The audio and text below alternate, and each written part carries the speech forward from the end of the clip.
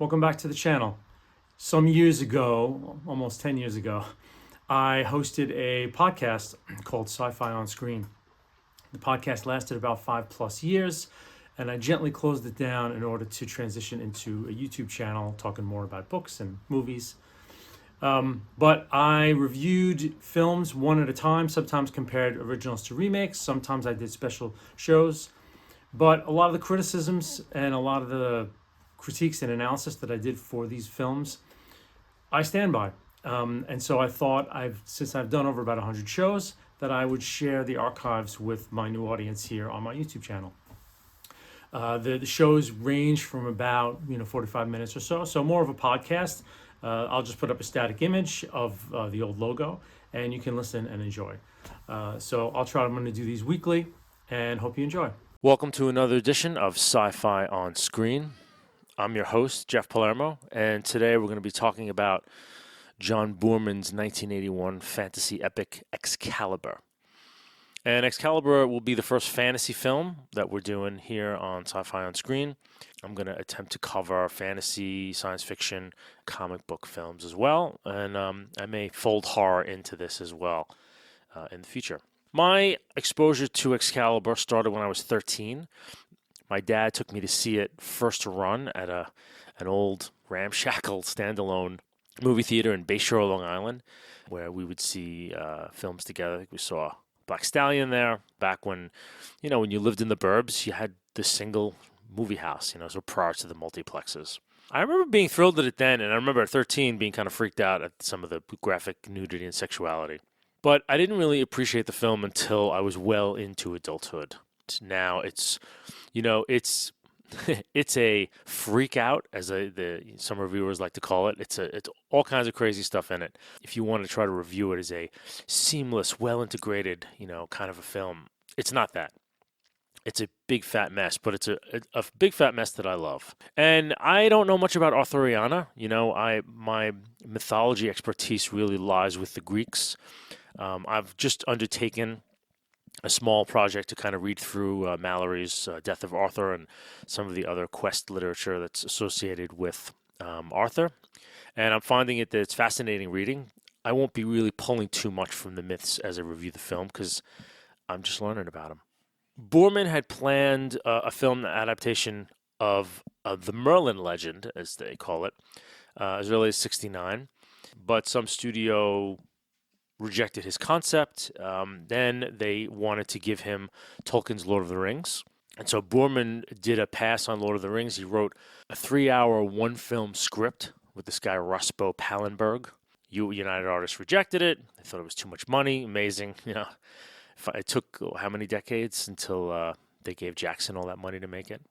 Boorman shopped the script around elsewhere. I guess they released him from the option or something, and nobody would commit to Lord of the Rings in the mid-'70s. At some point, he went back to the original Merlin legend and then got a deal to do Excalibur. And a lot of the imagery and set design were told, and most of this information I'm giving you right now I got from Wikipedia, let's be frank. Supposedly, a lot of the things you're seeing in Excalibur were designs that were created for rings, which is fascinating. What John Boorman's Lord of the Rings might have looked like would have been pretty awesome to think. Although without special effects necessary to really bring off rings, I'm sure it would have been a big, fat, hairy mess. So a little bit about John Boorman. I kind of like Boorman's films. He's a very odd director. He's made films such as Point Blank. He made Deliverance. He made Beyond Rangoon, a film called The General. He's an odd director. I don't really know how to categorize him. I don't know that I can say that he does X or Y in all of his films, He shot Excalibur entirely on location. One of the main problems of Excalibur I'll get to is because of this. I'll say a little something before I start about the music. And there is definitely a soundtrack composer here, but he's mostly using orchestral passages from Wagner's opera, Richard Wagner's opera. I think he's using stuff from Parsifal. I think he's using stuff from Siegfried. And I think it's an integral part of the film, frankly. So let's get into it. We open up with some title cards, and I'll just, read them in total. And the title cards say, quote, "The Dark Ages, the land was divided and without a king. Out of those lost centuries rose a legend of the sorcerer Merlin, of the coming of a king of the sword of power. You know, it's very hokey when it starts off because those last three lines that I read, as each one appears on the screen, you get this chord from, I think it's Siegfried's Funeral March from Wagner. So it's kind of hokey. And so then we're into the film and we're right into a battle. It's an evening battle that's taking place. And we see knights on horseback. Right away, we're into Boorman's style for this film. What he's trying to do, and I'll refer to this over and over again, he's not shooting a historically accurate film. He's putting together this intense, gritty realism with this sort of Bafo mythology. So he's sort of, filming mythology with an incredible realism. The only other film that even comes close to it in approach is Roman Polanski's Macbeth. Where it's so incredibly gritty, and yet, it's ahistorical. It's a play. It's Shakespeare. So what's great is he's starting off, he's trying to root this fantastic mythology in a gritty realism. As I've said in earlier podcasts, when a film starts out trying to get you into it as realistic as possible, I just think it has a better chance of getting you into the film, whether it succeeds or not. So you're seeing the breath of the horses, which makes you think that it's wintertime. The armor that they're wearing looks very heavy and dented and full of muck. And the men are carrying torches, and there's this, just incredible chiaroscuro, these light effects, and you've got the Wagner swelling, and it's really incredible, really amazing to come into this film with this opening shot. And then you have Merlin striding out of the fog, played by an actor named Nicole Williamson. And just another quick little note to the ahistoricity of this, they're all wearing plate armor. And in the Dark Ages, there was no plate armor. They didn't have any. It was mostly chain. Plate didn't come until later. So basically, you're getting like 15th century knight technology in a movie about the Dark Ages. But again, Boorman is really, he's filming mythology. So it's a fantastical film. And you just go with it. And I think it's fine. The opening battle, you're getting a bit of how Boorman's going to sort of shoot this stuff. You're getting a lot of metal clanging, which sounds kind of realistic. Lots of blood, which is kind of cool. This is not a PG-13 film. I mean, I think Excalibur might have even been rated R. The knights are clumsy. They're walking around in this pounds and pounds of plate armor, and they're bumping into each other. They all look very clumsy. And I like that. Because if there's a ton of stuff on YouTube where guys have gone and donned armor and tried to figure out what it was like to fight as a knight back then. And, they could barely stand on their feet for 10, 15 minutes. It's very much that way. You're seeing these guys lumbering around like idiots. They don't really look like cool fighters where if the movies were done today, you're almost like feather light and guys are jumping around doing martial arts. It's like, no, it's not. We meet our first protagonist, Uther Pendragon, played by Gabriel Byrne. There's a lot of good British actors in this film. It's amazing how many of them are in one film. He seems to have won a battle, and he's demanding kingly sword from Merlin. And Merlin's basically, this advisor, this sorceress advisor. And he tells Uther to sort of hold a truce, and he'll take care of getting the sword. So then you're with Merlin at this lake. And there's this beautifully shot, slow motion shot of this incredibly beautiful sword emerging from the lake held by this unseen hand. Merlin takes the sword, gives it to Uther, and with this sword, sort of Uther makes peace with his opposite, who I guess they fought to somewhat of a standstill. I don't think the battle was decided, but it seemed like he won. Uther has sort of won the advantage. He calls this guy Cornwall, I guess the Duke of Cornwall, and he gives Cornwall a certain amount of land in exchange for allowing him to be king. Cornwall accepts. They all retire back to Cornwall's castle for a feast. And you see both of them cutting themselves on the wrist and kind of mingling blood, sealing the pact. And so now you're into this medieval feast, and everyone's kind of gross and grimy, and it's trying to be as realistic as possible. You get Igraine, the wife of Cornwall, dancing for Uther, and it's a kind of a medievalish dance. There's not like a ton of cleavage, and she doesn't look like someone who's been made up and coiffed by Gaultier today. She's in like an old Celtic-looking dress, and she dances some goofy old dance. But Uther is completely taken with her. She's a beautiful woman, the woman who plays Igraine. So he totally plans. He has to have her, and I believe Igraine is played by Boorman's daughter. There's a bunch of Boorman's progeny in this film. So you cut to now Uther's army besieging Cornwall's castle. So he's basically broken the truce already. He must have made some advances on Igraine. And you're getting these now shots of a castle siege. And they're kind of cool. Like, again, it looks very realistic. These catapults that they're using, lit pitch that's put in the catapults is exploding on the castle wall, and Cornwall is sort of behind the wall. You know, the problem with this film, and what unfortunately dates this film and kind of puts it in a category it's not going to go too much further forward historically. The Foley work and the voice work is atrocious. And I assume because he filmed everything on location, I don't know, I know a little bit about movie making, but I don't know a lot.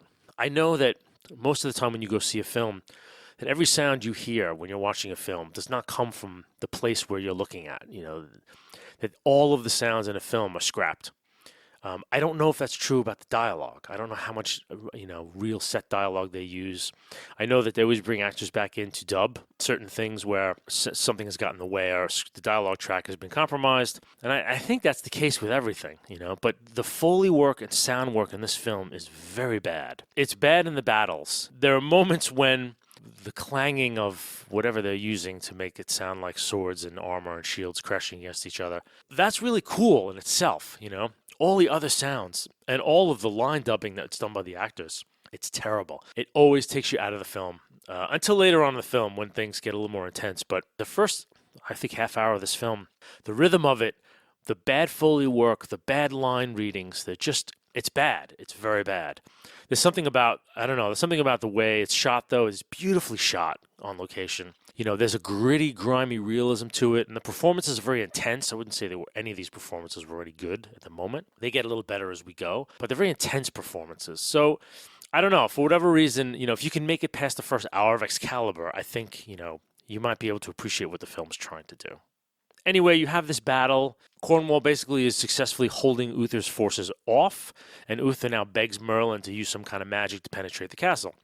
And Merlin agrees, but with one condition, that if he lies with Igraine, whatever their issue is, as they call it, the child is Merlin's when it's born.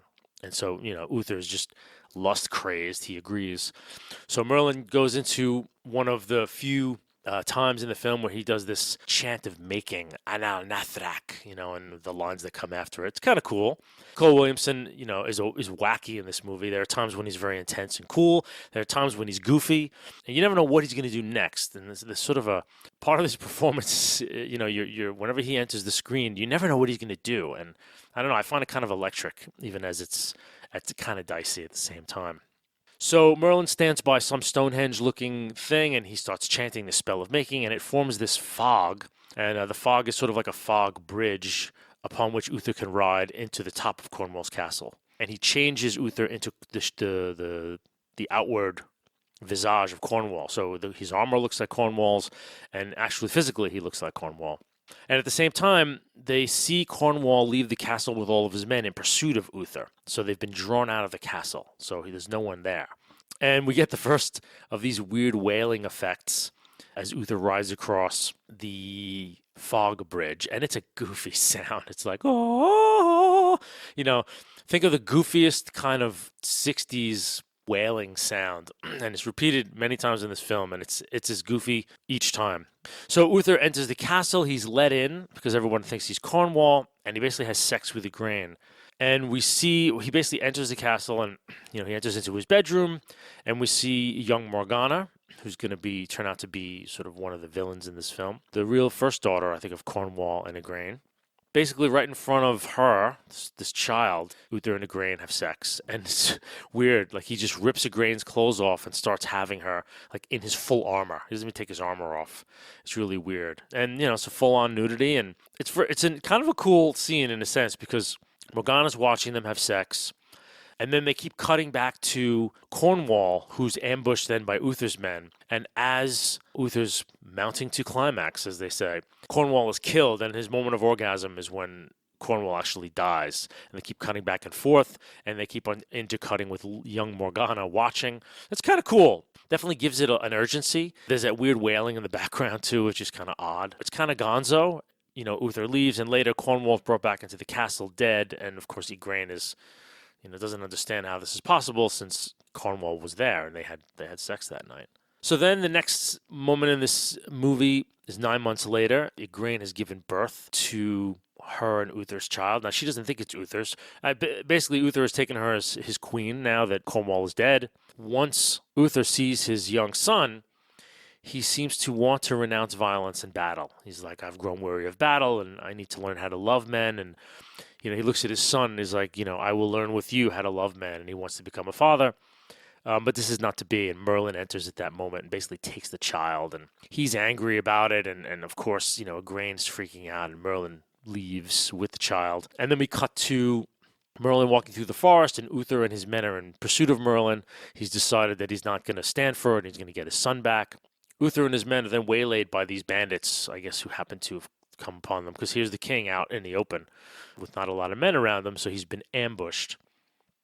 And in this skirmish, one of the scenes, we get an enemy hacking off, someone's arm and the blood spurting out. It's pretty intense and pretty cool. I mean, in terms of a fantasy adventure, again, it's very realistic when we see these guys fighting each other. There's always blood. Uther's the last one alive, and he's being killed by his enemies, and he manages to stumble towards this huge stone.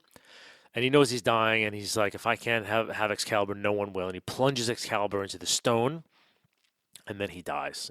And again, so this is the end of the opening sequence, because after this we're going to cut to Arthur. So we'll go forward in time. But this whole opening sequence is rife with really bad acting and bad timing in terms of the line dubbing and Foley work. It's just off. Just something about the film just feels off. Like, they started the whole sound like maybe half a skosh too late or too early. It's just very odd. And yet they're setting the theme up here. Uther... his bargain is this sort of fool's bargain, and his quest to attain power and women and all this stuff. He loses the thing that, in the moment when his son is born, he realizes is the most precious thing there is. But he's made a deal, so he gets everything he wants, realizes that all of it's just kind of worthless without this, the love that he could have with this son of his. But he's, in a sense, the theme is that, that's not for him, that he's already bargained it away, which is great. And there'll be more of this, to come in the future of the film. We're also getting this setup of how grimy and how realistic this is going to be. What kind of a mashup that is. So now the setting is of a little market tournament, as it were. We're getting a lot of, people just gathered in the forest for some kind of fair. And we meet Arthur and Kay. And Arthur's played by this actor named Nigel Terry. His brother is Sir Kay, who actually is a knight. Arthur is a squire, and they're brothers. What we come to understand is that every year there's this fair and tournament by where the Excalibur has been put into the stone, and knights sort of go into an area and they beat the crap out of each other, and the one who survives earns the right to go try to pull the sword from the stone. And in all these years since Uther put it there, no one has been able to do it. We get into this first little skirmish of knights, and we see a 41-year-old Patrick Stewart as a lord named Leon de Grance, who turns out to be one of Arthur's early allies. He looks great, and we see them jousting. And again, it's not this sort of jousting we're used to, where it's at a tournament and they line up and they take long runs at each other. They're all just riding around in a circle with lances that maybe 5 or 6 feet long, just kind of hacking at each other and whacking each other. I like the realism of it. I feel like, I'm sure they jousted in the way that, we know jousting, but I'm sure that most of this kind of battling was done exactly the way, or similarly to the way Borman depicts it. Guys are whacking each other with swords and with lances, and it all looks just so clumsy. None of it looks like... the best knight is the knight who's just really kind of the strongest and who can beat the crap out of the other guys. Not this incredible, 21st century filmmaking, swordsman, martial artist kind of crap. It's just they're beating the shit out of each other. And again, the Foley work is not great. They're trying and they're really going after good metal sounds, but there's a smallness to the sound in this film that really detracts. I mean, in some ways, if they went back and redid all of the sounds in this movie and all of the lines, you'd have a different movie. Like if they somehow were able to correct this terrible box-like sound that's this movie is about, that it would live, it would have life past what it has now. But I don't, think anyone's going to do that. In this initial tournament, Patrick Stewart's character, Leon de Grance, wins. They all go up to the stone. It's very dramatic.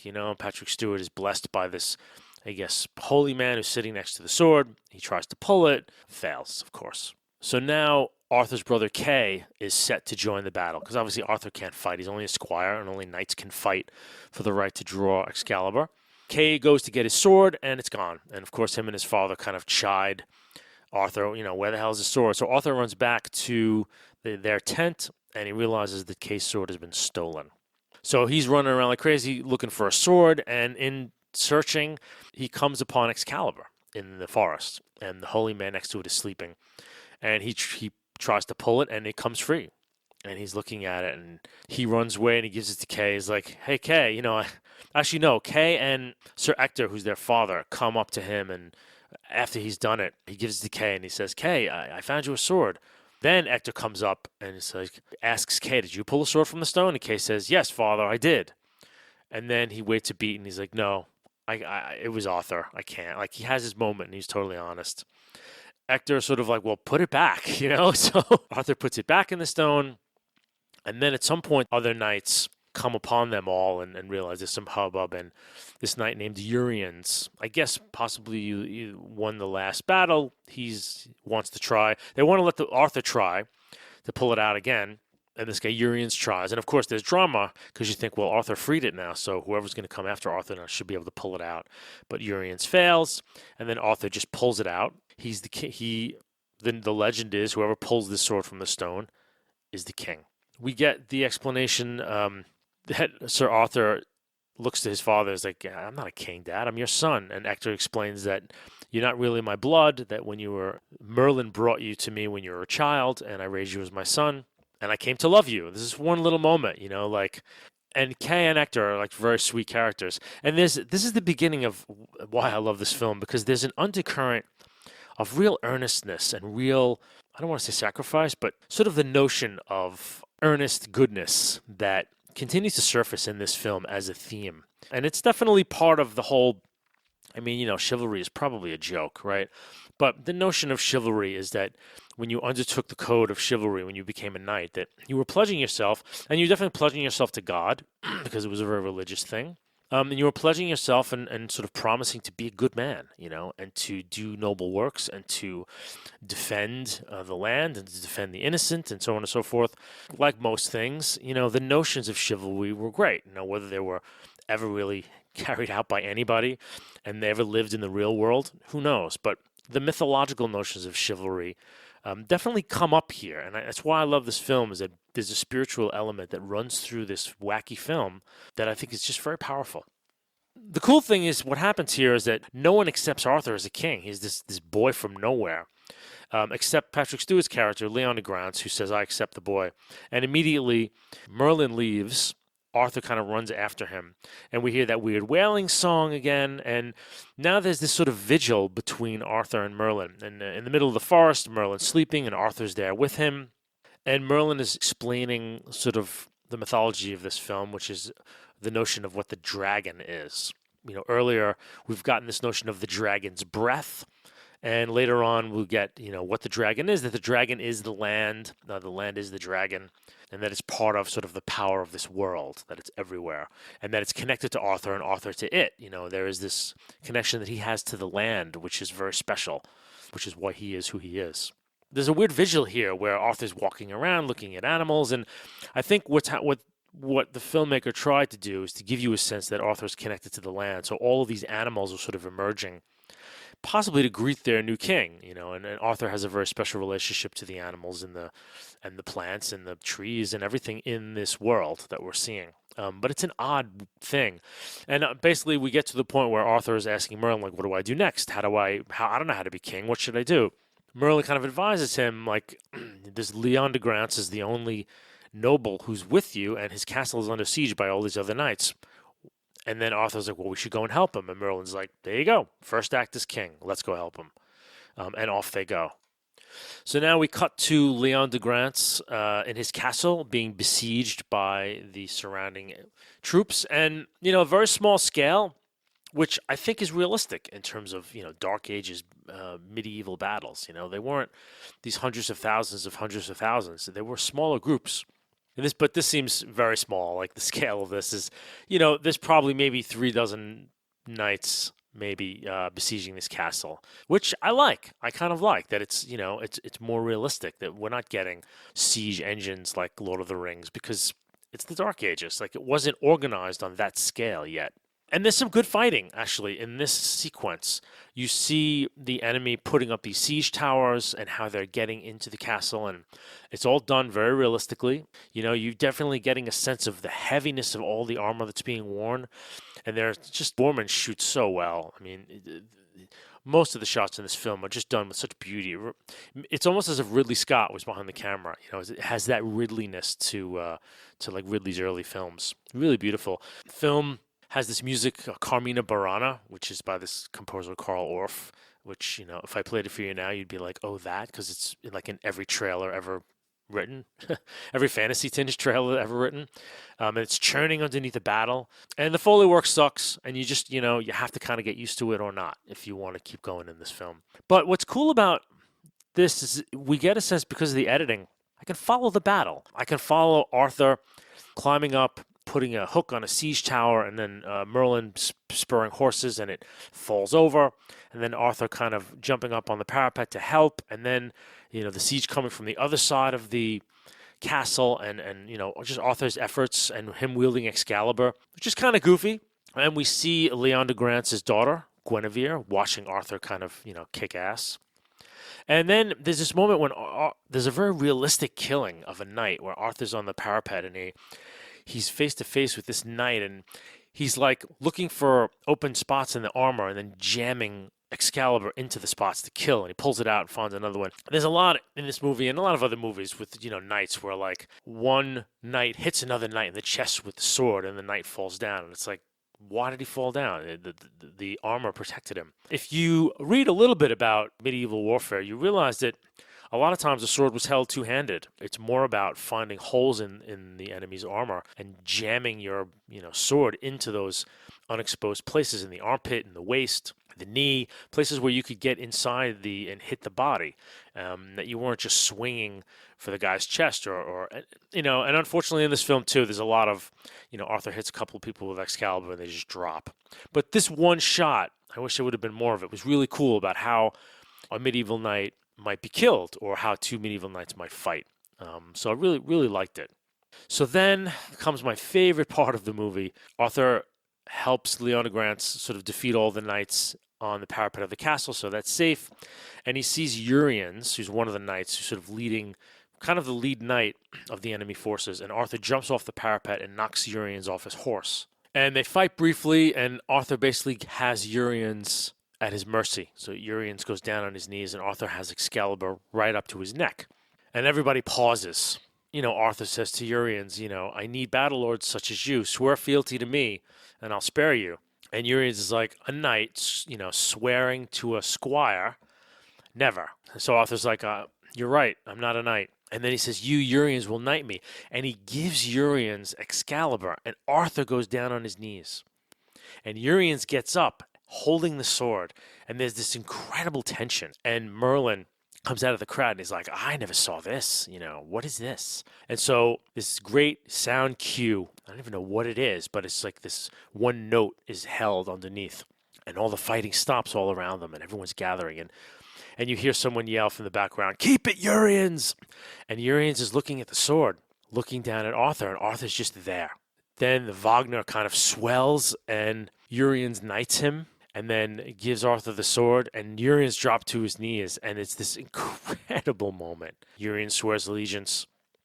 And because earlier, Merlin had told the crowd that this is Uther Pendragon's son. Nobody believed him. At the end of the scene, Uriens says, I swear allegiance to the courage in your veins, whose source must be Uther Pendragon. I doubt you no more. And it's one of the most beautiful scenes, my favorite scene in this film, because it's so beautiful, in that this is, in its idealized sense, this sort of Christian chivalric notion that you would put upon the enemy the choice to do right, in this way, that Arthur just puts all this trust in this incredible onus on Uriens of like, I believe in you. I believe that as a knight, you're going to do the right thing here and not cut off my head and take the sword for yourself. And that Uriens is devastated by it. He's completely humbled and taken by it. And it's no shame on Urians. Like, it's no shame on him, and everyone else knows it, you know? It's such a beautiful scene. I know if they ever remake Excalibur, this will be completely eviscerated. This whole vein of this sort of chivalric sense of humbling oneself to either God or to some greater power or to the sense of goodness that's inherent and shared by all men and women. It's such a beautiful vein in this movie, and I know that if it's remade in this day and age, it will be completely gone. So after the battle, Arthur has been wounded, has been cut several times, and there's a scene where Guinevere is sewing him up. It's kind of their meet cute scene. It's kind of cute. She's doing things, and Arthur's just watching her and definitely in love with her. And later on that evening, the castle, he's watching her dance, and him and Merlin are having this discussion about love, and Merlin can see that Arthur's just head over heels, and he's just, exasperated, remembering what Uther had done. Now they're traveling as a troupe. We're not sure where. The next scene, this beautiful landscape. We see that there is this knight that is holding a very narrow bridge. All of Arthur's knights are trying to go over the bridge, and this knight is beating them all. And it's really beautifully shot scene. There's a terrible scene between Merlin and Arthur walking in this very shallow pool, and Merlin's looking for fish, and fish slips out of his hand, and he loses his balance and falls down, and just bizarre. I don't know why it's even in the movie. It's really weird.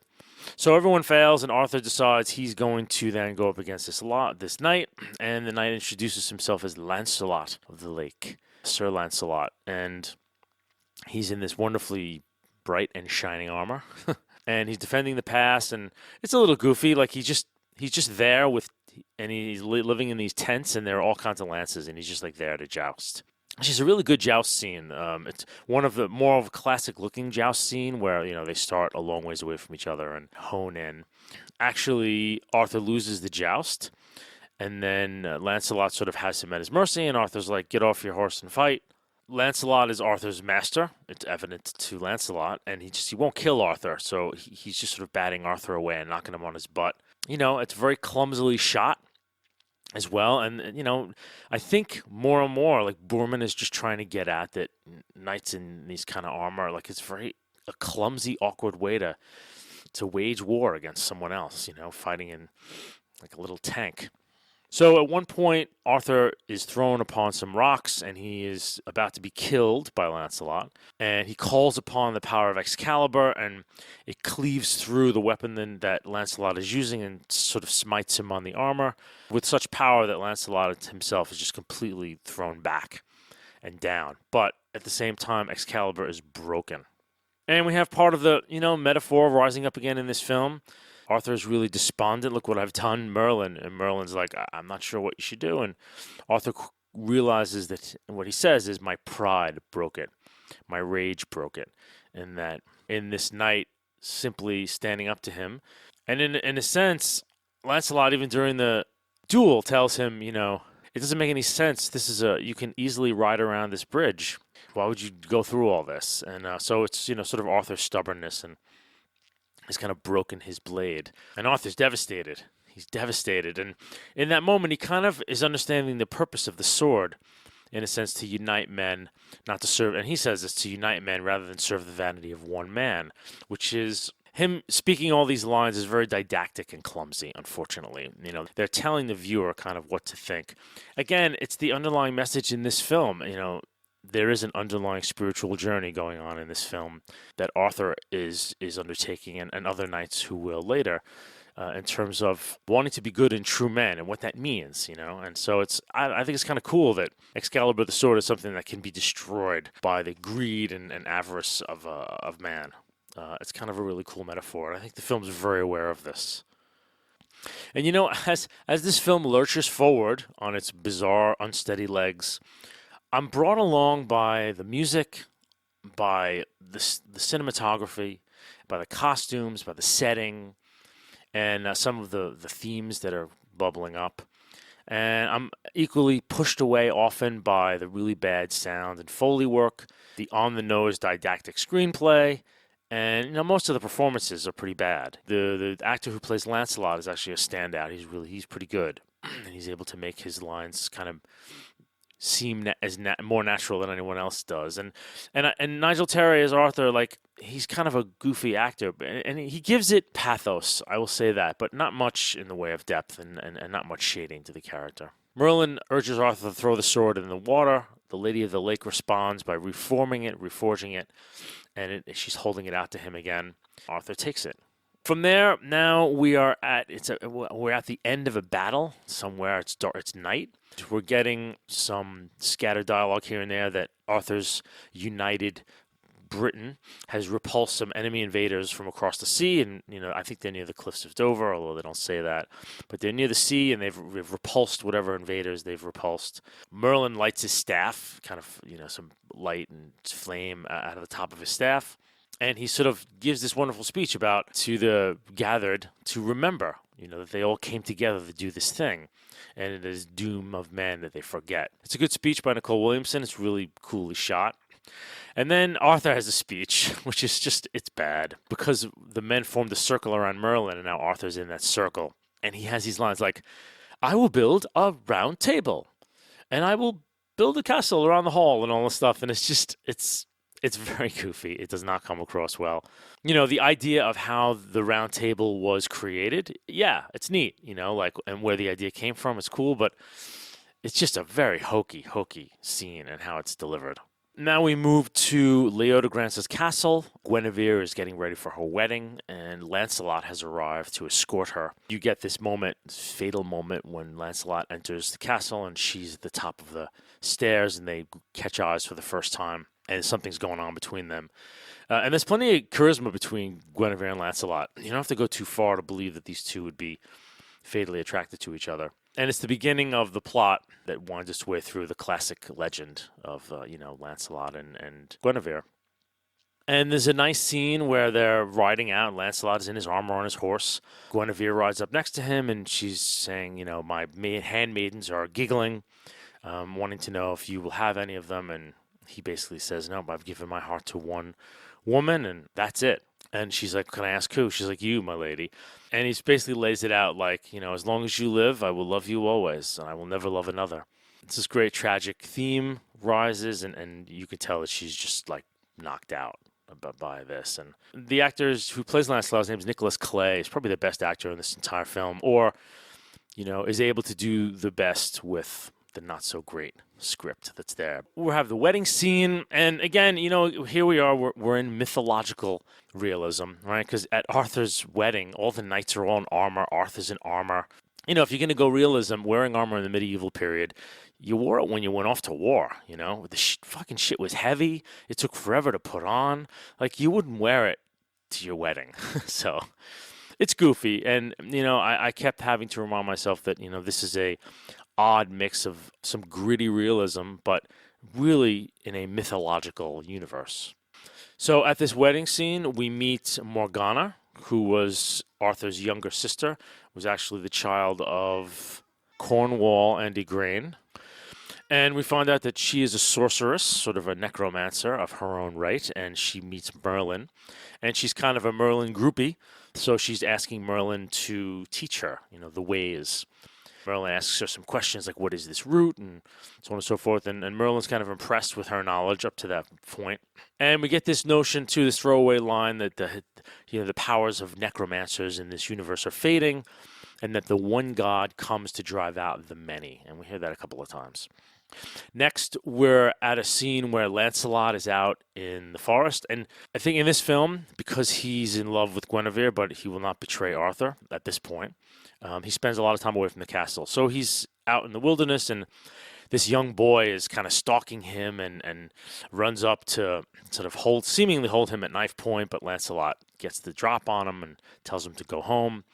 Then when he wakes up again, there's a cooked rabbit not far from where he's sitting, and this young sort of squire's name is Percival, and he begs Lancelot to become his squire, and Lancelot takes him back to the castle with him. And he's kind of put in the kitchen, so on and so forth. So there's this one moment when Lancelot enters the castle and gives Percival to the sort of squire master. Morgana sees the way Guinevere and Lancelot look at each other and kind of puts two and two together. And, in her mind, it's the beginning of her knowledge of, and wanting to plot sort of against them, make some mischief, as it were. Then the camera sort of tracks with Percival as Percival goes through the castle, and he goes through the kitchens and through all these areas, and we get this kind of nice little travel log of what it's like inside a medieval castle, as it were, a Dark Ages castle. Birds and troubadours and astrologers and all this stuff, and some of it looks goofy, but some of it looks kind of cool, and there's the usual fife and drum music in the background, putting you in the scene.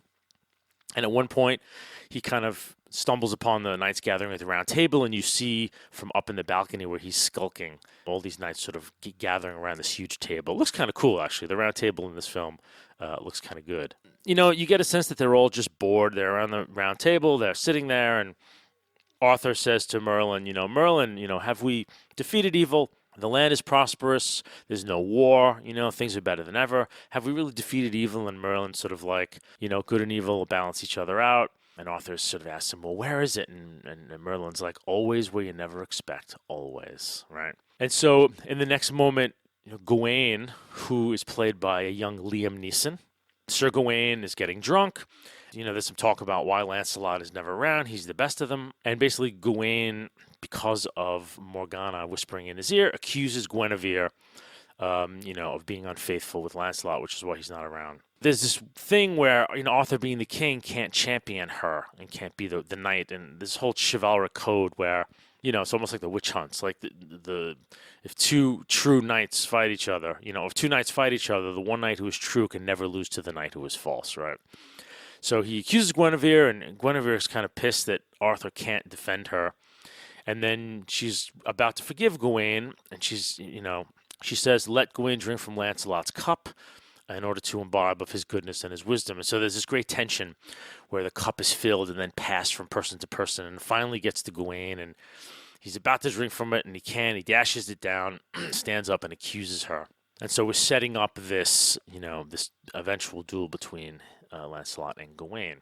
Then we're out in the woods, and we're with Lancelot, and Lancelot is having a dream, and this knight shows up. He's lying naked, and this knight shows up, and he battles this knight, and is seemingly impaled, and then he wakes up, and we realize that, he's been kind of battling with himself in his dreams, but it's an amazing scene, because he actually his sword is sort of stabbed through his side.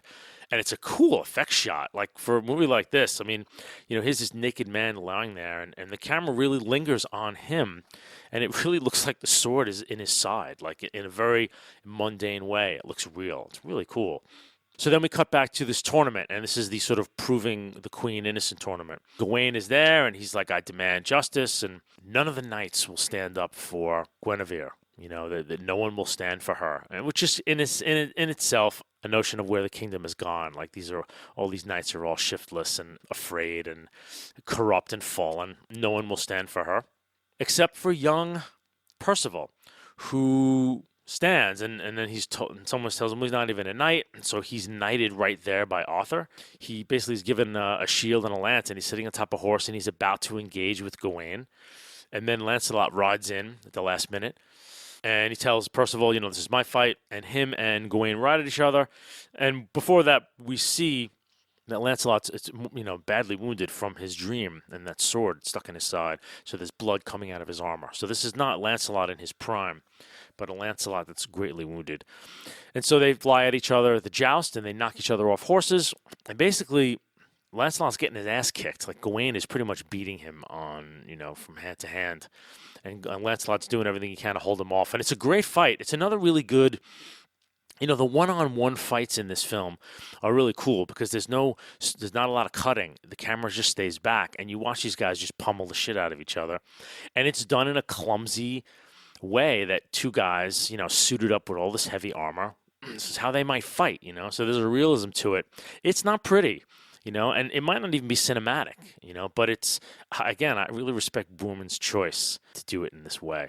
And when they finally get to maces, they both start hacking away at each other with these big maces. It's a really cool scene. I mean, really, the tension ratchets up, and you're in the film because it's really intense, very well choreographed. At one point, Lancelot gets the best of Gawain, and Gawain sort of, while he's there, is like, I appeal to your mercy, and he shouts out, the queen is innocent. But Lancelot's going to kill him anyway, and he goes for the killing stroke and then completely passes out because he's lost too much blood. Arthur demands Merlin save him, and Merlin, tosses off one of his Anal Nathrak chants, and so Lancelot begins to heal.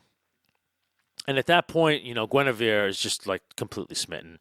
And Lancelot heals enough where he's going to take his leave in the forest. Before he does, he's sitting at the round table. For the first time we've seen him there, and he says to Arthur, "Arthur, we've lost our way." We get the sense that the king, Camelot and the kingdom, as much as they're prospering, they've kind of lost morally. Like they've got everything, they've got every convenience, and they've succeeded, and there's nothing to really test them. And they're kind of in squalor. They're kind of squandering, all this because all their flaws are being brought out by the lack of unifying, sort of external aggression or evil, what you will, and they're sort of rotting from within. So Lancelot goes off into the forest, and we've got this, incredibly romantic music. Guinevere gets on a horse, and she goes out there. They're together, and it's done. What happens is she goes out to be with him, and then Merlin and Arthur are on the top of the parapet of the castle. And Merlin's done. He's basically like, "Arthur, it's time for me to leave this world. There are other places I need to go." It's kind of a sad moment, because you could tell Merlin's going to miss Arthur and the same. And Arthur kind of hugs him and walks off, and Merlin kind of says to himself, "That's it. It's done." So now we get this cut back and forth, these two parallel sequences going on at the same time. One sequence is Guinevere and Lancelot, together in the forest, going at it. Then we have Morgana and Merlin, and Morgana is finally after what she says, Merlin hasn't taught her, which is this certain spell of making.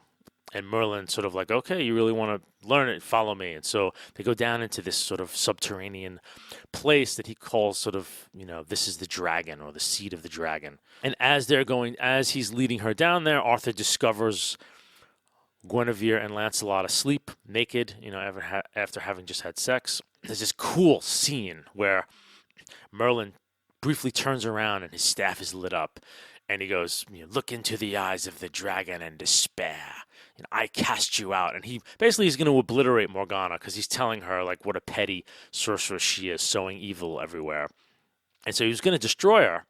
But at the same time, Arthur comes upon Lancelot and Guinevere, rams Excalibur into the ground.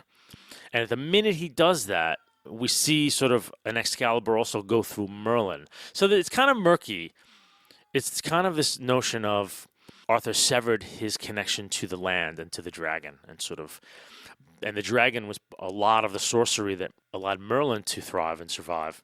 In the midst of him about to destroy Morgana, Merlin is his power is weakened, seriously weakened, and he's really damaged. So Morgana seizes this moment, and as he's disoriented, sort of tells him, use the charm of making, save yourself. And so as he chants the charm to heal himself, she finally learns it. And at this moment, she's more powerful than he is and imprisons him. It's kind of a cool sequence. It's boffo and weird, and all these weird noises, and how things are cut back, and the naked lovers, and Arthur and the sword, and it's such a weird movie. But it's cool. It kind of has its moments, and eventually Morgana completely imprisons Merlin inside this odd-looking sort of icicle prison. And at that moment, the two lovers wake, and they see the sword is there. Arthur is not, but the sword is, and they realize that Arthur has discovered them.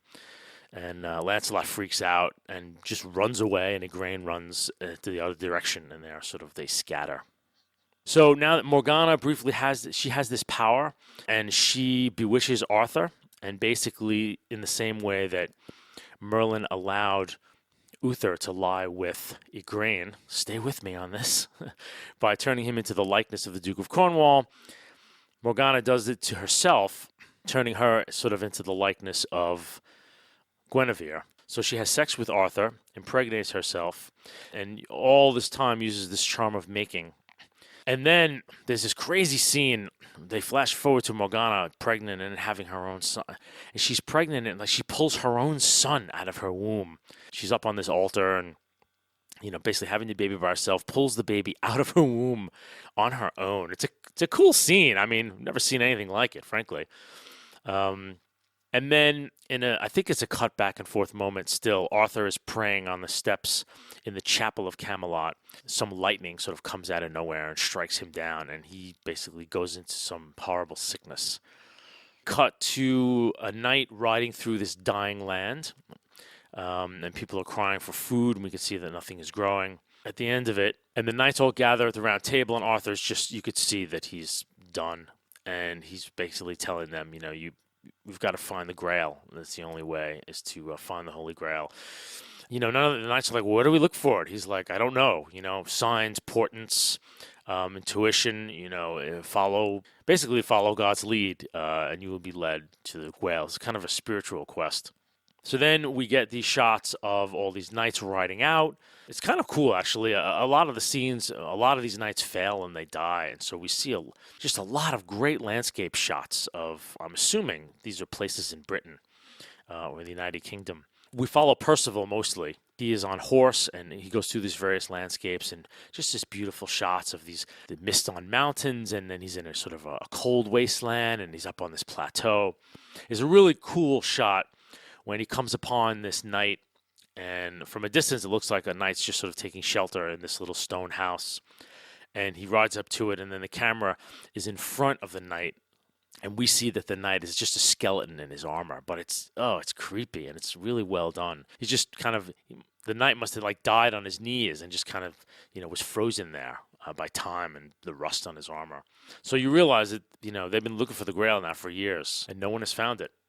And now at one point, Percival's riding into a forest, and he sees Gawain, Liam Neeson, dead on his horse, and the horse is sort of running out of the forest with Gawain on top of it. And now they're in the land of Mordred, who is Morgana's son. Percival rides into this forest, and he hears this little laughing. We see this young boy dressed in this golden armor, and it's Charlie Boorman. Another Boorman appears. He says, "Are you looking for the Grail?" And, "Yes, I am. Follow me." And so he follows this young Charlie Boorman. And we get into this clearing where there's this tree where there's like a dozen knights hanging from it. It's very gruesome. And we see one close up. A raven lands on one, and it's like pecking at his eyes. And we keep looking at it, and the raven actually plucks out his eyeball and flies away. It's really gruesome, like a very realistically gruesome scene. Cool effects, but not CGI, just gross. So now we are taken into this cave, and Morgana is in there, and young Mordred has brought Percival in, and we realize that it's been 10 years, and so Morgana is going to tempt Percival. And she's saying, "You must be tired. Please drink from this cup," and so on and so forth. And there's this whole kind of, there's this test that she puts him through, and he passes in the sense that he doesn't fall for her, doesn't become like her undead knight, as it were. And so then we snap out of it, and we realize everything we've been seeing is kind of a vision. And then little Mordred is like, "He's no good, mother." And so they hang him from this tree. As he's hanging from the tree, he's getting closer and closer to death. And at one point, he passes out, and then we get this shot of him standing before this castle. We don't know where it is. The drawbridge opens, and he walks in, clad in just like a loincloth, a long loincloth of some sort. And we hear this disembodied voice, really cool voice. We see the Grail floating. We hear, "What is the secret of the Grail? Who does it serve?" And Percival freaks out, runs away. At the same moment, there's a knight hanging above him, and this has all been a vision, but back in the real movie, the knight that hanging above him had the stirrup of its boot has been slowly cutting into the cord that Percival is being hung from. At that moment, as he's running away from the Grail in his vision, afraid, stirrup finally cuts through the last cord, and Percival is saved. Now you have an older Mordred in his 20s, probably another 10 years has passed or so, visits Arthur. And he's got the great golden armor again. It's really cool. And there's this great reveal where the camera is placed as if it was inside the castle. And as the drawbridge of the castle lowers, it reveals Mordred, like from his head down. It's a really great dramatic shot. The movie is full of these. And as you're going through this movie, and whatever its flaws is, it's amazingly shot. And Boorman really has an incredible eye. And Mordred is flanked by some very realistic-looking men in regular armor, but the armor looks terrific, as all the armor does in this film. It just looks heavy and dense and tough, and it's got chinks in it, and it's dirty. Mordred is demanding the crown of Britain. Arthur says, I can only give you my love," and Mordred's like, "That's the only thing I don't want," and he basically threatens that he's going to return to Camelot with armed men. And the next scene we see, Mordred and his men are chasing down Urians, who we've met earlier in the film as the one who knighted Arthur in that incredible shot by Leodegrance' castle. And Urians is being run down by Mordred and his men. He's eventually killed, but Percival sort of hiding in the forest nearby. And when they all ride away, Urians, as he's dying, basically tells Percival that he's the last knight alive and everyone's failed and it's all up to him now. And then we have this great sequence where this wailing is heard, and Percival sort of follows it. And we go to this little village where they're burying all these dead, probably people who have starved or have been dead of plague. And we hear this incredible wailing, and then there's this crazy fanatical leader. And we realize under all of it that it's Lancelot, and he's become this wild hermit. He sees Percival, and he basically tells the townspeople, like, this is a knight. These are, the failed guardians of our land, and, we should kill them. And they all kind of gather around Percival and throw him in the water in his armor. Percival basically drowns, from what we can tell. But again, as he's close to death, he is back at the drawbridge in that castle, and it opens up, and he walks in, and this time, he hears the voice. What is the secret of the Grail? Who does it serve? Percival now answers without hesitation, you, my lord. And he says, well, who are you? You are my lord and king. You are Arthur. In a sense, and this is a very odd thing, because the little bit of Arthuriana literature that I've been reading, the Grail quest is a spiritual quest, and I'm going to talk about it in Christian terms because that's the way it's portrayed when you read this Grail literature. Arthuriana literature, it's heavily Christianized. The notion of the Grail is this, within. I think the metaphor is here. The Grail is within. Actually, achieving communion with the Holy Grail is when you sort of shuffle off your ego and your pride and all these sins that the Catholics have, the 7 deadly sins, right? Pride, sloth, greed, and all that.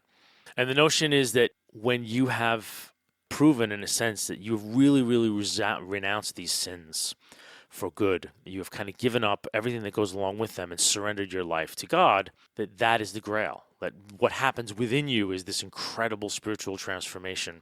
That is as if you've drank from a cup of some of them, in a sense, you're drinking God. From what I've been reading, that's kind of how I'm putting it together. That's what it is about. It threw me a little bit when I was like, when it says, who am I?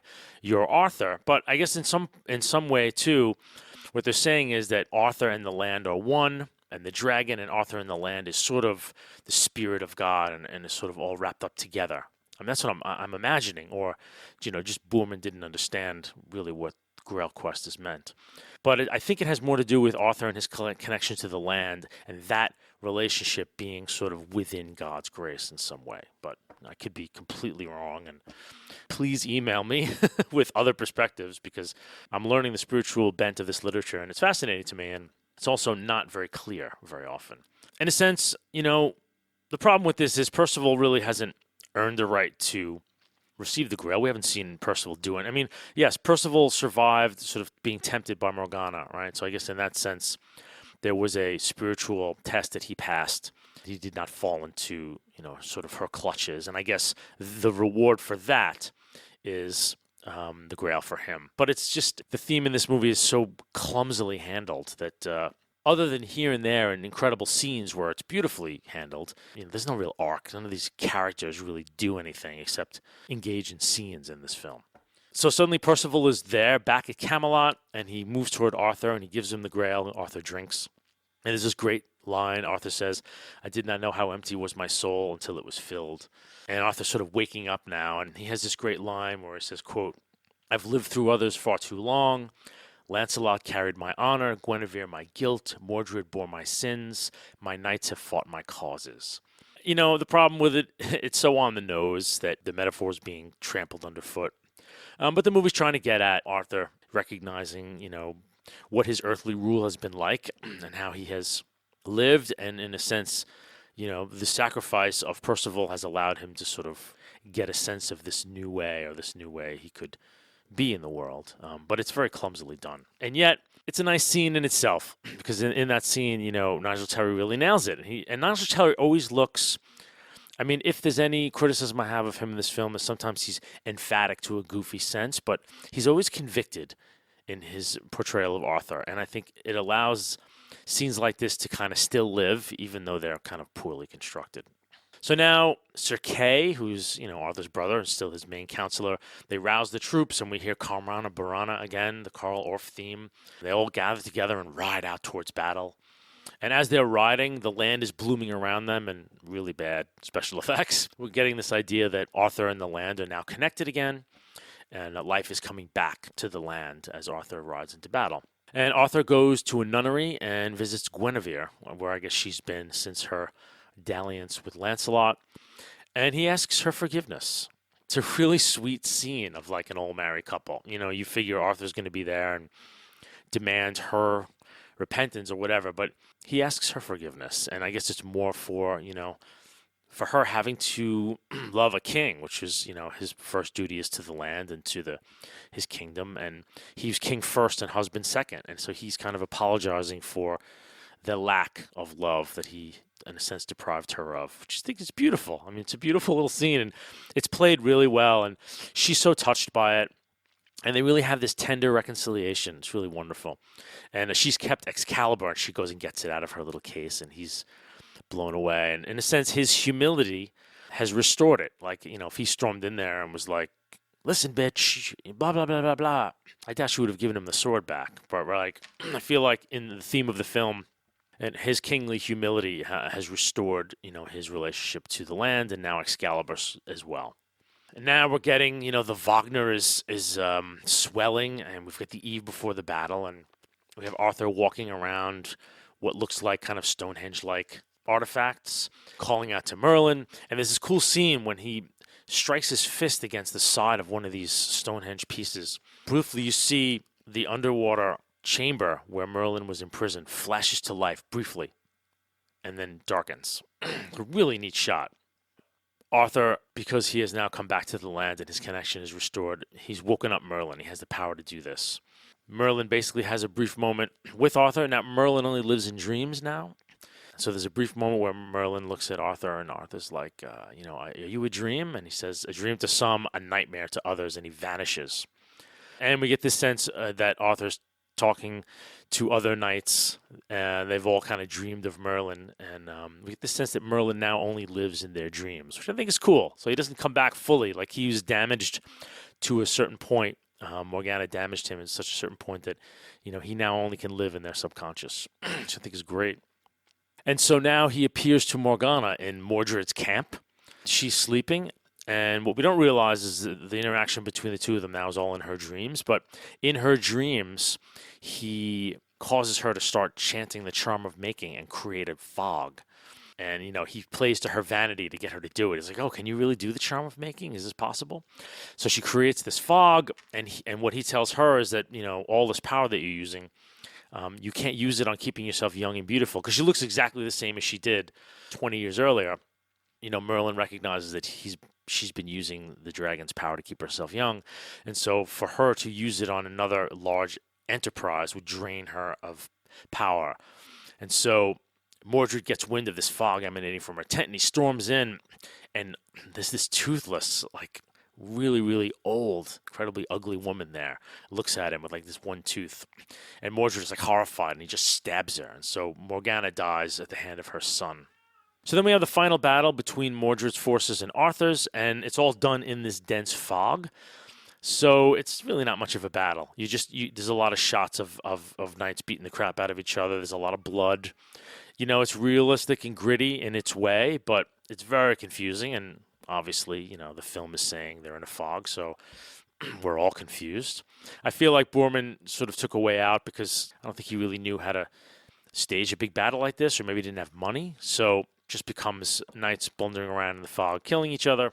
At some point, Lancelot comes, sort of in its Han Solo moment. He starts kicking everyone's ass, and, he doesn't have any armor on, so he's mortally wounded. And it's a nice last scene between Lancelot and Arthur when Lancelot's sort of asking Arthur for his forgiveness, and Arthur says, of course, you are totally forgiven. You are always been its greatest knight. And so Lancelot sort of dies absolved of his sins, which is kind of a cool moment. And then we have this final moment between Mordred and Arthur, and it's a very stern, tough little scene where Mordred's like, come, father, let's join each other in death. And so the camera's back a little ways, and Mordred has this lance with this nasty looking tip. And he basically stabs Arthur completely through the gut, right? But Arthur kind of works his way forward on the lance to get closer to Mordred and then stabs him with Excalibur. It's a cool, brutal, gruesome scene, but very tough. Reminded me of the scene in Lord of the Rings at the end of Fellowship of the Ring. Aragorn is fighting that huge Uruk-hai orc. He stabs him, but the orc sort of laughs at him and runs up the sword, and then Aragorn has to sort of behead him. I always think, did Jackson get that from this film? So then this is an odd moment. Percival is sort of one of the last knights left, and he comes to Arthur's side, and Arthur's dying. And so Arthur tells Percival, take Excalibur, run, find a pool of water, and throw it in. So we follow Percival, and he finds this beautiful pool, and it's a beautiful place. I mean, the filming is just incredible. You see this wonderful lake in the midst of the mountains, and it's misty and just beautifully shot. So Percival's about to throw it in. I think the hand comes up, possibly to catch it, in that woman's hand who gave it up in the first place. And then he says, he turns around, puts it back in his saddle, and rides all the way back to Arthur. And Arthur's like, tell me what you saw. And Percival's like, I couldn't do it. And Arthur's like, dude, you got to go do it. So he rides all the way back there, and the camera follows him all the way back, and it's just, I don't understand. I mean, the film's clocking over 2 hours now. You didn't need 2 trips for Percival. You really didn't. But finally, Percival gets the unction up, and he throws the sword in, and the arm that we've seen a couple of times in the film reaches up, grasps the sword, and it vanishes under the waves. And then he comes back, and there's this funeral barge that's already leaving the shore with Arthur on it, and so we look from a distance as Percival sees Arthur being borne out, and this otherworldly funeral barge. Obviously, the gods are taking Arthur home, or God is taking Arthur home. And there's this beautiful last shot where you see the boat dwarfed by the sea and these incredible dark clouds. That's it. That is the end of Excalibur. This was in 1981, so just to talk about the Arthur-related items that have come out since then. There was a film called First Knight. It came out in 1995 that starred Sean Connery as Arthur, Richard Gere as Lancelot. It was pretty much a glossy nothing movie. And then there was, I think, a miniseries on SCIFI that was taken from Marion Zimmer Bradley's The Mists of Avalon, which is Arthuriana from a woman's point of view. And I didn't see that. I think that came out in 2001. And then in 2004, there was an Anton Fuqua, who's an action movie director. There was a film that came out called King Arthur, basically, and starred, I believe, Clive Owen, Keira Knightley as Guinevere. But in this is a much more realistic film in terms of, I don't remember there being much magic. It's very much Arthur versus, the Britons. And Guinevere is like this Celtic ninja. It was pretty bad and had absolutely nothing to do with King Arthur or the themes of knighthood or anything. At this point, it's now January 2015, and Guy Ritchie is looking to redo Arthur in a King Arthur film of his own. From what I can tell, they're trying to go the historical route and do something about, Arthur uniting Britain to oust the Romans. But, whatever. I think the spiritual aspect of this story is now lost on our incredibly didactic, literal-minded society that we have now. The metaphor is not very popular these days. And it makes, to me, I love that Boorman tried to get at some of this stuff. I mean, it wasn't very successful. And yet, I love this film. I watch this film every 2 or 3 years. I rewatch it because there are certain times in this film where the music, the landscape, and the theme, and everything comes together to just really blow you away. Like, every time I cry, that Arthur scene where, he lays down and gives Excalibur to Uriens. Every time there's tears. It's just such a beautiful scene. The movie is a boffo mess. I mean, it's a mess. And again, the Foley work and the sound are such that it just really takes you out of the film very often. But it's shot beautifully, and there are wonderful themes there. The music is great.